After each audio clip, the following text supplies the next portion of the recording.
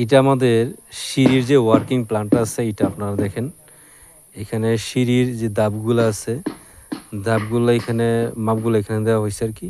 এবং এই সিঁড়িটা করতে আপনি যখন একটা সিঁড়ি করবেন, সিঁড়ি করতে আপনার প্রপার কীরকম জায়গা লাগবে লম্বলম্বী সিঁড়ি করতে, তো এইটা কিন্তু আপনাদেরকে দেখাবো। তো এখানে দেখেন সিঁড়ি জায়গাটা কিন্তু এখানে 18 ফিট 5 ইঞ্চি আপনার লম্বায় আছে, এখান থেকে এখানে 18 ফিট 5 ইঞ্চি আছে এবং পাশে কিন্তু এখানে 8 ফিট এখানে রাখা হয়েছে আর কি, ঠিক আছে। তো এইখানে আমাদের যে বিষয়টা এখানে গুরুত্বপূর্ণ সেটা হচ্ছে গিয়ে আমাদের যে এখানে যে পিঁড়িটা হয়, যেটা থেকে আমরা এখান থেকে সিঁড়ির ধাপটা আমাদের শুরু হবে, তো আপনার এখানে কিন্তু আমাদের জায়গাটা কিন্তু এখানে পাশে আমরা 4 ফিটের মতো রাখছি।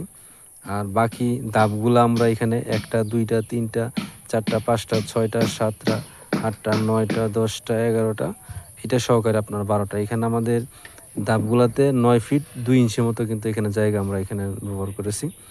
তো এইখানে আপনার এই ধাপগুলো আপনার স্টেপগুলো হবে আপনার 10 ইঞ্চি এবং রাইজের হাইটগুলো হবে আপনার 5 ইঞ্চি।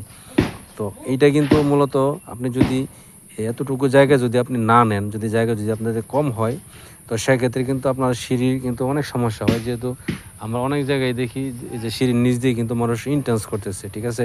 তো সেক্ষেত্রে আমাদের ফ্লাইটের হাইট কিন্তু কমে যাবে, আমাদের ফ্লাইটের হাইট কমে যাবে। না হয় আপনার স্টেপগুলো আপনার কমে যাবে, কিংবা রাইজের হাইট আপনার বেড়ে যাবে। তো এরকম সমস্যা কিন্তু আপনাদের এখানে সম্মুখীন হইতে হবে। তো অবশ্যই একটা সিঁড়ি করতে গেলে অবশ্যই একটু উপযুক্ত মেজারমেন্ট নিয়ে আমাদের এখানে কাজ করতে হবে এবং সঠিকভাবে মাপ বুঝে তারপর কিন্তু এখানে কাজগুলো করতে হবে। সিঁড়িটা একটা সেন্সিটিভ একটা বিষয়, এটা যদি আপনি মন করার মতো কাজ করেন তাহলে কিন্তু সমস্যা। এই মেজারমেন্টটা বুঝলে আপনাদের জন্য সহজ, আপনার জন্য কাজ করা সহজ। সিঁড়ির মেজারমেন্ট ঠিক থাকবে এবং মালিকের কোনো সমস্যা এখানে হবে না। অন্যথায় কিন্তু এটা না বোঝেন তাহলে কিন্তু আপনি সঠিকভাবে কাজ করতে পারবেন না এবং মালিক কিন্তু এখানে ক্ষতিগ্রস্ত হবে। তো ধন্যবাদ সবাইকে।